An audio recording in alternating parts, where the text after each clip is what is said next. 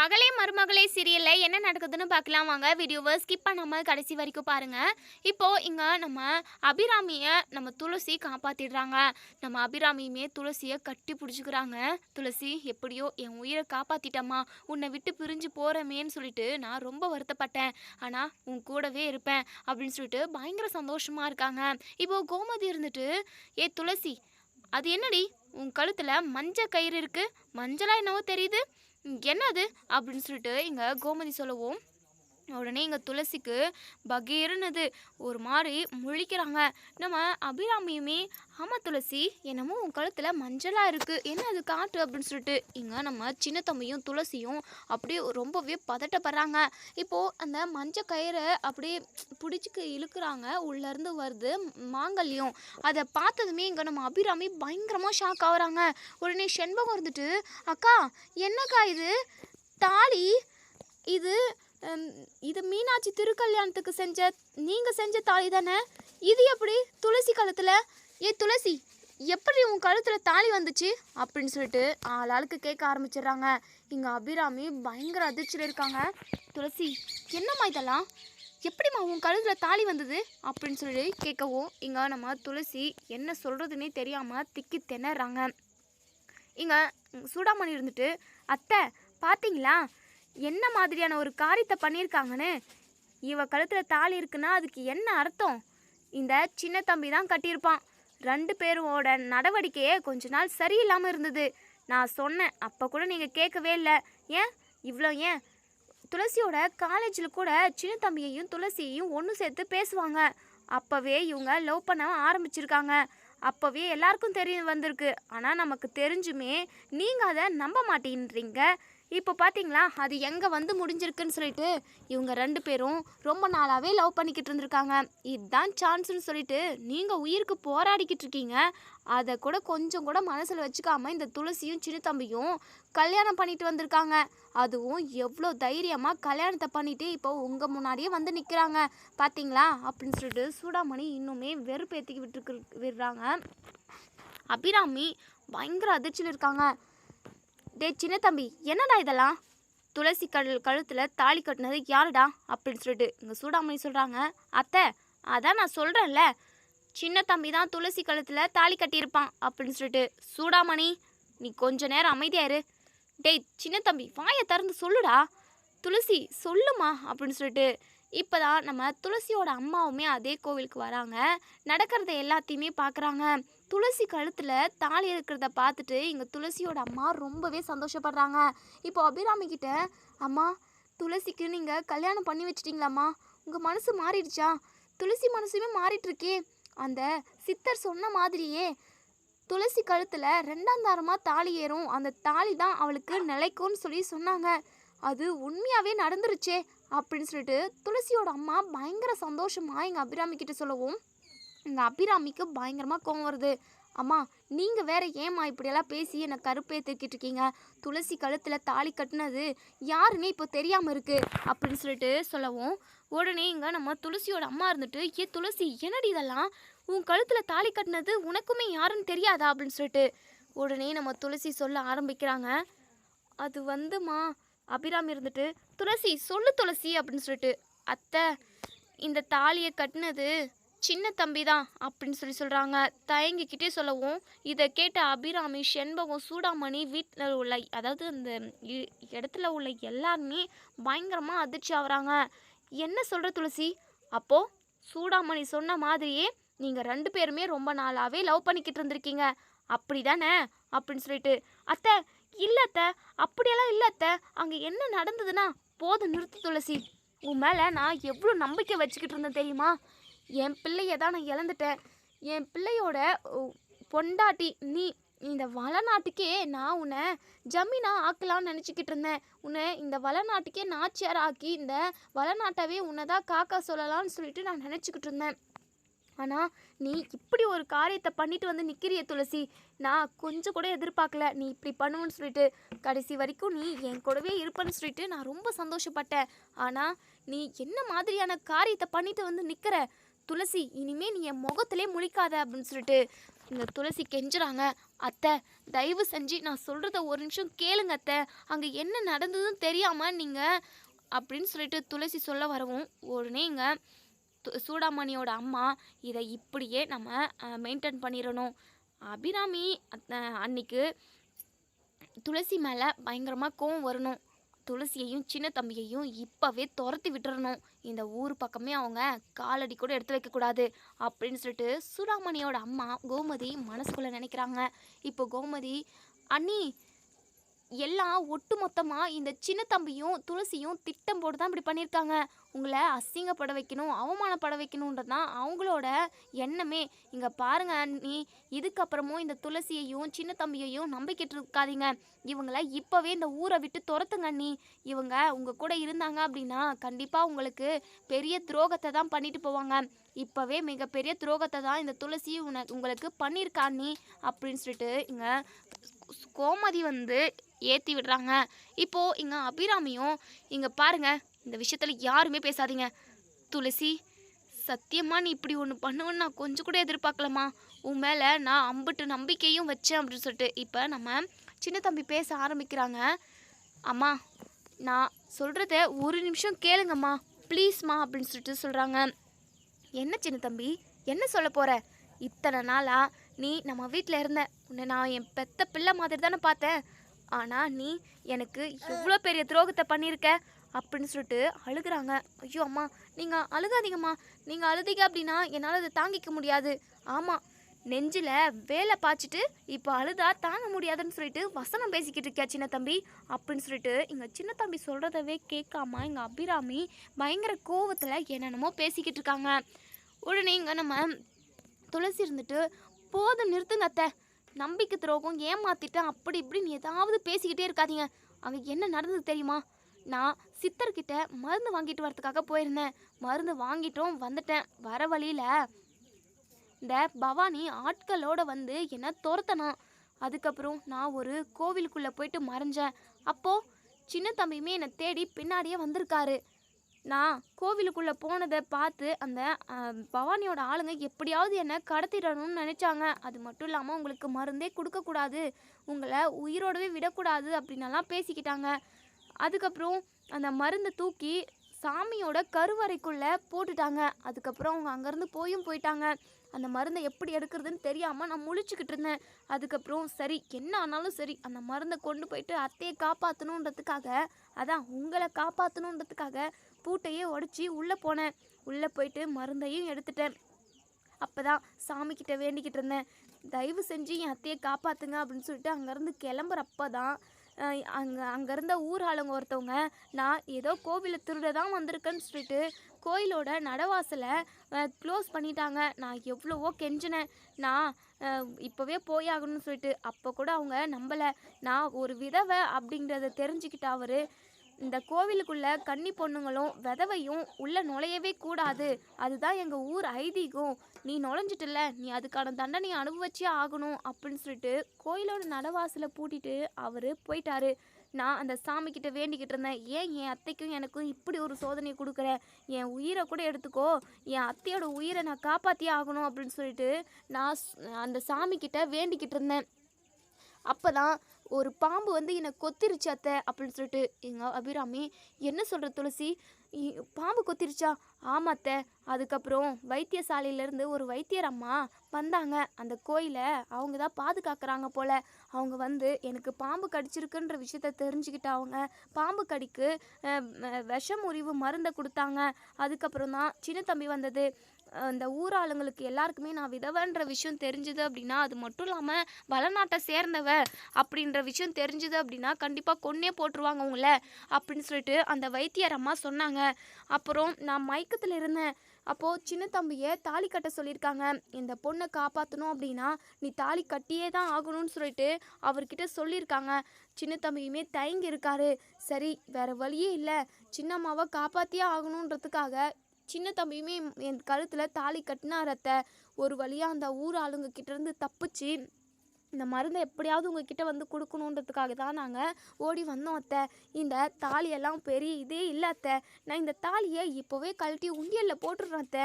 நான் யாரு கூடயும் ஒன்று சேர்ந்து வாழணும் இல்லை லவ் பண்ணணுன்றது எதுவுமே எனக்கு கிடையாது. என் முத்துவை தவிர நான் வேறு யாரையுமே நினச்சி கூட பார்த்ததில்ல அத்தை. ப்ளீஸ் அத்தை, திரும்பவும் என்ன ஒரு டைம் கூட துரோகி, நம்பிக்கை துரோகி அப்படின்னு எப்போவுமே சொல்லிடாதீங்க அத்தை. நான் எப்போவுமே உங்களுக்கு உண்மையாக இருக்கணும், உங்கள் கூடவே இருக்கணும்னு சொல்லிட்டு தான் நான் நினைக்கிறேன். தயவு செஞ்சு என்னை வெறுத்துடாதீங்க அத்தை, ப்ளீஸ் அத்தை. அதே சமயம் நான் சின்ன தம்பி கூட ஒன்று சேர்ந்தாலாம் வாழ மாட்டேன் அத்தை. எனக்கு சின்ன தம்பியை லவ் பண்ணணுன்றது எதுவுமே இல்லை. அவரை நான் ஒரு அதாவது நம்ம வீட்டில் ஒருத்தவங்கள தான் பார்க்குறேனே தவிர அவரை நான் என் புருஷனாவோ இல்லை என் லவ்வராவோ நான் என்றைக்குமே நினச்சது கூட கிடையாது அத்தை. நீங்கள் சொல்கிறத கேட்டுக்கிட்டு நீங்கள் நினச்ச மாதிரி நான் வக்கீல் ஆகணும்னு மட்டும்தான் நினச்சிருக்கேன் அத்தை அப்படின்னு சொல்லிட்டு இப்போது துளசி நடந்த எல்லாத்தையுமே சொல்கிறாங்க. அதே சமயம் தன்னோட மனசில் உள்ள எல்லாத்தையுமே அபிராமி கிட்ட சொல்லிடுறாங்க. இப்போது சின்ன தம்பியுமே ஆமாம்மா, சின்னம்மா சொல்கிறது எல்லாமே உண்மைதான், அங்கே நடந்தது இதுதான், மற்றபடி எங்கள் 2 பேருக்குள்ள எந்த ஒரு ரிலேஷனுமே இல்லை அப்படின்ற மாதிரி சின்ன தம்பி சொல்லிடுறாங்க. அதே சமயம் எனக்காக என் அம்மு காத்துக்கிட்டு இருப்பா. சின்னம்மாவெல்லாம் கல்யாணம் பண்ணிக்கணும்னு நான் என் கனவுல கூட நினச்சி பார்த்தது கிடையாது. அவங்க என் குலசாமி, நீங்களும் என் சாமி, அவங்களும் என் குலசாமி. இப்படி இருக்கிறப்போ நான் இப்படி ஒரு துரோகத்தை உங்களுக்கு பண்ணுவேன் அம்மா. சத்தியம்மா நான் அப்படியெல்லாம் எதுவுமே நினைக்கவே இல்லை. சின்னம்மாவோட உயிரை காப்பாற்றணுன்றது மட்டும்தான் எனக்குள்ளே அப்போ ஓடிக்கிட்டு இருந்ததே தவிர மற்றபடி வேறு எந்த தப்பான எண்ணமும் எனக்கு இல்லைம்மா. அது மட்டும் இல்லாமல் நான் லவ் பண்ணுற பொண்ணுமே எனக்காக காத்துக்கிட்டு இருக்கோம். அப்படி இருக்கிறப்போ நான் எப்படிம்மா இப்படியெல்லாம் பண்ணுவேன்? கொஞ்சம் நீங்கள் யோசிச்சு பாருங்கம்மா. என்றைக்குமே நான் உங்களுக்கு துரோகமே பண்ண மாட்டேன். என்னை பற்றி உங்களுக்கு தெரியும் இல்லைம்மா. எப்போவுமே உங்களுக்கும் சின்னம்மாக்கும் நான் ஒரு காவக்கார மாதிரி தான் இருப்பேனே தவிர உங்களுக்கு எந்த வகையிலையும் நான் உங்களுக்கு கஷ்டத்தையோ இல்லை துரோகத்தையோ பண்ண மாட்டேன்மா அப்படின்னு சொல்லிட்டு இங்கே நம்ம சின்ன தம்பியுமே சொல்கிறாங்க. அபிராமியுமே நம்பிடுறாங்க. சரிப்பா சின்ன தம்பி, நான் உன்னை நம்புகிறேன் அப்படின்னு சொல்லிட்டு இங்கே செண்பகம், சூடாமணி, பூபதி இவங்கெல்லாம் சேர்ந்துக்கிட்டு இதெல்லாம் நடக்கவே கூடாது அப்படின்னு சொல்லிட்டு இங்கே நம்ம அபிராமி கிட்ட ஐயோ அந்த சின்ன தம்பியெல்லாம் நம்பாதீங்க, இந்த சின்ன தம்பிக்கும் இப்போ துளசிக்கும் கல்யாணம் ஆயிடுச்சு, அதை எப்படி இல்லைன்னு மாற்ற முடியும்? அவங்க 2 பேரையும் ஊரை விட்டே துரத்துறது தான் கரெக்டு அப்படின்ற மாதிரி இப்போது இங்கே துளசி இருந்துட்டு யாரும் இந்த விஷயத்தில் முடிவெடுக்கக்கூடாது. இந்த விஷயத்தில் முடிவெடுக்க வேண்டியது நானும் சின்ன தம்பியும் தான். சின்ன தம்பியும் நானும் லவ் பண்ண கிடையாது, நாங்கள் 2 பேரும் ஒன்று சேர்ந்து வாழணும்னு நினச்சது கிடையாது. அப்படி இருக்கிறப்போ நான் எதுக்காக இந்த தாலியை போட்டுக்கிட்டு இருக்கணும்? அத்தை, நான் இப்போவே இந்த தாலியை கழட்டி உண்டையில் போட்டுடுறேன் அத்தை அப்படின்னு சொல்லிட்டு துளசி சொல்லவும் இங்கே நம்ம அபிராமியுமே யோசிக்கிறாங்க. துளசியோட அம்மா இருந்துட்டு அழுதுகிட்டே ஏய் துளசி, என்னடி பேச்சு பேசுகிற? அது எப்படி கட்டின தாலியை நீ கழட்டி உண்டியலில் போட முடியும்? அப்படியெல்லாம் போடவே கூடாதுடி, இது உனக்கு மறுதாலி, இந்த தாலி உனக்கு நிலைக்கும்னு சொல்லிட்டு சித்தர் சொல்லியிருக்காரு. சின்ன தம்பியுமே ரொம்ப நல்ல பையன் தானடி, அவன் கூட ஒன்று சேர்ந்து வாழ்கிறதுக்கு உனக்கு என்னடி? இங்கே பாரு துளசி, சின்ன வயசுலேயே உன் வாழ்க்கை போயிடுச்சேன்னு சொல்லிட்டு நான் எம்புட்டோ கஷ்டப்பட்டிருக்கேன் தெரியுமா, எம்புட்டு அழுதுருக்கேன் தெரியுமா, ஒவ்வொரு நாளும் நான் நிம்மதியாக தூங்கினது கூட கிடையாது, ஒரு வாய் சாப்பாடு சாப்பிட்டாப்பா கூட எனக்கு உள்ளே இறங்காதடி, ஒவ்வொரு நிமிஷமும் உன்னை பற்றின கவலை தான். இங்கே பாரு துளசி, இந்த தாலியை மட்டும் கழட்டிடாது துளசி அப்படின்னு சொல்லிட்டு இங்கே நம்ம துளசியோட அம்மா அழுகுறாங்க. உடனே துளசி கோவமா என்னம்மா பேசிக்கிட்டு இருக்க? கண்டிப்பாக சின்ன தம்பி கூடலாம் என்னால் ஒன்று சேர்ந்து வாழ முடியாது. சின்ன தம்பி கூட மட்டும் இல்லை, வேறு யார் கூடயும் நான் கல்யாணம் பண்ணிக்கிட்டு வாழ மாட்டேன். எப்போவுமே நான் கடைசி வரைக்கும் என் அத்தை கூட தான் இருப்பேன் அப்படின்னு சொல்லிட்டு அடித்து சொல்கிறாங்க இங்கே துளசி. இப்போது நம்ம துளசியோட அம்மா இருந்துட்டு அபிராமி கிட்ட அம்மா உங்கள் காலில் கூட விழுறம்மா, துளசியோட மனசை மாற்றுங்கம்மா, உங்களால் மட்டும்தான் துளசி மனசை மாற்ற முடியும், சின்ன தம்பியும் துளசியும் ஒன்று சேர்ந்து வாழட்டுமே, ப்ளீஸ்மா தயவு செஞ்சு என் பொண்ணோட வாழ்க்கையை காப்பாற்றுங்க, முன்னாடி தாலி தான் அவளுக்கு தக்கலை, இதுவாவது அவளுக்கு தக்கட்டுமே, இவ சந்தோஷமாக பூவும் பொட்டோட வாழட்டுமே அப்படின்னு சொல்லிட்டு இங்கே துளசியோட அம்மா இங்கே அபிராமி கிட்ட சொல்லவும் அபிராமி யோசிக்கிறாங்க. இப்போது என்ன பண்ணுறதுனே தெரியாமல் திக்கி முக்கி இருக்காங்க. இப்போது இங்கே தாயம்மா வராங்க. தாயம்மா எப்படி வராங்க அப்படின்னா அதாவது மயக்கம் போட்டுட்ருக்காங்க. ஊரில் உள்ள ஒருத்தவங்க தான் அவங்கள கோவிலாண்டிக்கு தூக்கிட்டு வராங்க. கோவில் உள்ள சித்தர் ஒருத்தவங்க மந்திரம் போட்டால் கண்டிப்பாக இவங்க எந்திரிச்சிருவாங்க அப்படின்னு சொல்லிட்டு தான் தூக்கிட்டு வராங்க.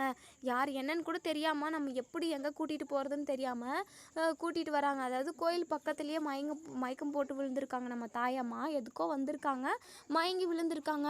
இப்போது இங்கே தாயம்மாவை பார்த்து நம்ம பரஞ்சோதி பயங்கரமாக ஷாக் ஆகுறாங்க. தாயம்மா தானே இது, ஃபோட்டோவை எடுத்து உடனே பார்க்குறாங்க. ஆமாம், தாயம்மா தான் இது அப்படின்னு சொல்லிட்டு இங்கே நம்ம பரஞ்சோதி வந்து எங்கள் தாயம்மாவை பார்த்ததுமே பயங்கரமாக சந்தோஷப்படுறாங்க. இவங்களை எப்படியாவது காப்பாற்றணுமே அப்படின்னு சொல்லிட்டு இப்போ நம்ம பரஞ்சோதியை வைத்தியர் தான் இப்போ கையை பிடிச்சி பார்க்குறாங்க. இது பெரிய ஒரு அதாவது பிரச்சனை எதுவும் இல்லை, இவங்க சாப்பிடாம இருந்ததுனால தான் மயக்கம் போட்டுக்கிறாங்க அப்படிங்கிற விஷயத்த நம்ம பரஞ்சோதி வந்து சொல்கிறாங்க. அதுக்கப்புறம் கொஞ்ச நேரம் கழித்து தண்ணியெல்லாம் தெளித்து அவங்களுக்கு ஜூஸ் எல்லாம் கொஞ்சம் கொடுக்குறாங்க. அப்புறம் நம்ம தாயம்மா எந்திரிச்சிடுறாங்க. இப்போ நம்ம சின்ன தம்பியுமே, அம்மா ஏம்மா என்னம்மா ஆச்சு உனக்கு, ஏம்மா நீ மயங்கி விழுந்துட்ட, எதுக்காக நீ இங்கே வந்த அப்படின்னு சொல்லிட்டு எங்கள் தாயம்மாவை கேட்கவும் நம்ம தாயம்மா இருந்துட்டு அப்படியே பதில் சொல்ல முடியாமே ஒரு மாதிரி டயர்டாக இருக்காங்க.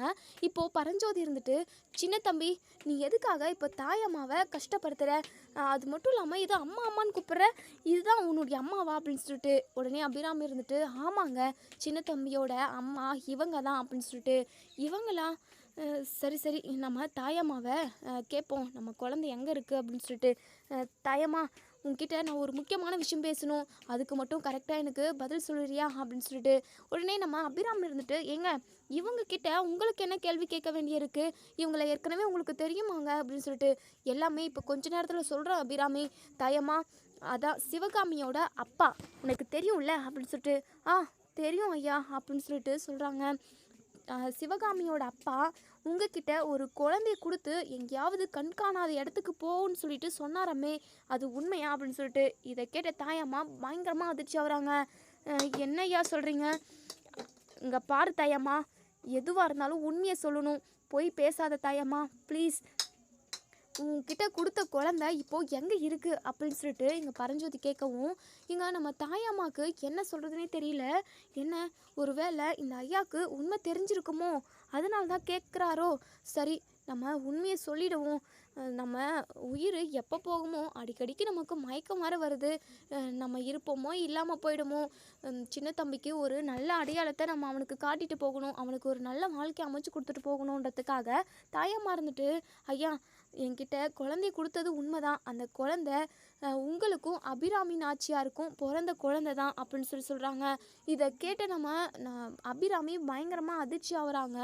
என்னங்க இது, என்னங்க சொல்கிறாங்க இவங்க அப்படின்னு சொல்லிட்டு, ஆமாம் அபிராமி, அதான் சிவகாமியோட அப்பா உடம்பு முடியாமல் ஹாஸ்பிட்டலில் அட்மிட் பண்ணியிருந்தாங்களே, அப்போது என்கிட்ட முக்கியமான விஷயம் பேசணும்னு சொல்லிட்டு சொன்னாங்களே, அப்போது நான் போனப்போ அவர் என்கிட்ட இந்த ரகசியத்தை சொன்னார், நமக்கு பிறந்த குழந்தைய தாயம்மா கிட்ட கொடுத்ததாகவும் இப்போ கூட தாயம்மா கிட்ட தான் வளர்ந்துக்கிட்டு இருக்கிறதாகவும் என்கிட்ட சொன்னார், இந்த விஷயத்தை யாருக்கிட்டையும் சொல்லாதனும் சொன்னார், ஏங்க என்கிட்ட முன்னாடியே சொல்லலை அப்படின்னு சொல்லிட்டு அபிராமி கத்தவும், இங்கே பாரு அபிராமி, எனக்கு புரியுது உன்னுடைய ஆதங்கம், உனக்கு தேவையில்லாமல் டென்ஷனை கொடுக்கக்கூடாது, அதே சமயம் நம்மளோட பிள்ளையை கண்டுபிடிச்சி உன் முன்னாடி நிற்க வைக்கணுன்றதுக்காக மட்டும்தான் நான் உன்கிட்ட சொல்லாமல் இருந்தேன் தவிர மற்றபடி வேறு எதுவுமே இல்லை.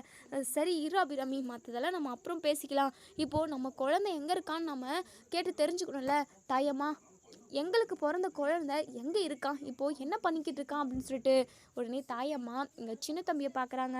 ஐயா உங்களுக்கு பிறந்த குழந்தை இந்த வளநாட்டுக்கே ஜமீனு, இவன் தான் ஐயா, இந்த சின்ன தம்பி தான் உங்களுக்கு பிறந்த குழந்தை, இந்த விஷயத்த சொல்லணுன்றதுக்காக கூட நான் இந்த ஊருக்கு வந்தேன், ஆனால் என்னால் சொல்ல முடியாத சுச்சுவேஷன் ஆகிடுச்சு அப்படின்னு சொல்லிட்டு இப்போ சின்ன தம்பி தான் தன்னோட மகன் அப்படிங்கிற விஷயத்த இங்கே நம்ம அபிராமியும் நம்ம பரஞ்சோதியும் தெரிஞ்சுக்கிறாங்க. வீட்டில் உள்ள எல்லாருமே பயங்கரமாக அதிர்ச்சி ஆகுறாங்க. அபிராமி இருந்துட்டு, என்னங்க சொல்கிறீங்க தாயம்மா, நீ சொல்கிறது உண்மையா அப்படின்னு சொல்லிட்டு, அந்த சாமி சத்தியமாக நான் சொல்கிறது தான் உண்மை, இவன் தான் உங்களுக்கு பிறந்த குழந்தை அப்படின்னு சொல்லிட்டு இங்கே எல்லா உண்மையுமே சொல்லிடுறாங்க. அதுக்கப்புறம் அப்போது நமக்கு பிறந்த முத்து அம்மா, அது உங்களுக்கு பிறந்த குழந்தை இல்லைம்மா, சிவகாமி அம்மாவுக்கு பிறந்த குழந்தை அப்படின்னு சொல்கிறாங்க. ஏன் எதுக்காக இப்படி செய்யணும் அப்படின்னு சொல்லிட்டு கேட்குறப்ப தான் தெரிய வருது, இப்போது நம்ம சிவகாமியோட அப்பா வந்து சிவகாமியோட குழந்தை இந்த வளநாட்டுக்கே ஜமீனாக இருக்கணுன்றதுக்காக தான் இந்த குழந்தையை உங்கள் குழந்தையா மாற்றி வச்சாரு, உங்கள் குழந்தைய என்கிட்ட கொடுத்து ரொம்ப தூரம் தூக்கிட்டு போக சொல்லிட்டாரு, இதுதாம்மா நடந்தது அப்படின்னு சொல்லிட்டு மொத்த விஷயத்தையுமே சொல்கிறாங்க. சரிங்கம்மா, இதை நீங்கள் எப்போயாவது வந்து சொல்லியிருக்கலாம்ல, ஏம்மா நீங்கள் இவ்வளோ காலம் கழித்து இப்போ சொல்கிறீங்க அப்படின்னு சொல்லிட்டு, இப்போ கூட நான் சொல்லியிருக்க மாட்டேம்மா, இந்த விஷயம் உங்களுக்கு தெரிஞ்சது அப்படின்னா கண்டிப்பாக எப்படியுமே சின்ன தம்பி தான் உங்களோட குழந்தை அப்படிங்கிற விஷயம் சிவகாமி அம்மாவுக்கு தெரிய வரும். சிவகாமி அம்மா சின்ன தம்பியை உயிரோடவே விடமாட்டாங்கம்மா அப்படின்னு சொல்லிட்டு, என்ன சொல்கிற நீ அப்படின்னு சொல்லிட்டு, ஆமாம்மா, சிவகாமி அம்மாவுக்கு பிறந்த முத்துவவே அவங்க கையாலே கொன்னுட்டாங்களே அப்படின்னு சொல்லிட்டு, இதை கேட்ட அபிராமிக்கு ஒன்றுமே புரியல. என்ன தாயம்மா சொல்கிற அப்படின்னு சொல்லிட்டு, ஆமாம்மா, அதான் இந்த விஷயத்த சொல்லணுன்றதுக்காக தான் நான் உங்கள் வீட்டுக்கு வந்தேன். சரி, நானா இந்த விஷயத்த உங்ககிட்ட சொன்னேன் அப்படின்னா யாருமே நம்ப மாட்டீங்கன்றதுக்காக சிவகாமி அம்மாவோட அப்பாவை கூட்டிகிட்டு வந்து உங்ககிட்ட சொல்லலான்னு சொல்லி நினச்சேன். ஆனால் அவரை பார்க்கறதுக்காக சிவகாமி அம்மா வீட்டுக்கு போயிருந்தேன். அப்போ தான் சிவகாமி அம்மா அவங்க வீட்டு தோட்டக்காரங்கிட்ட பேசிக்கிட்டு இருக்கிறது எல்லாத்தையுமே என் காதால் கேட்டேம்மா.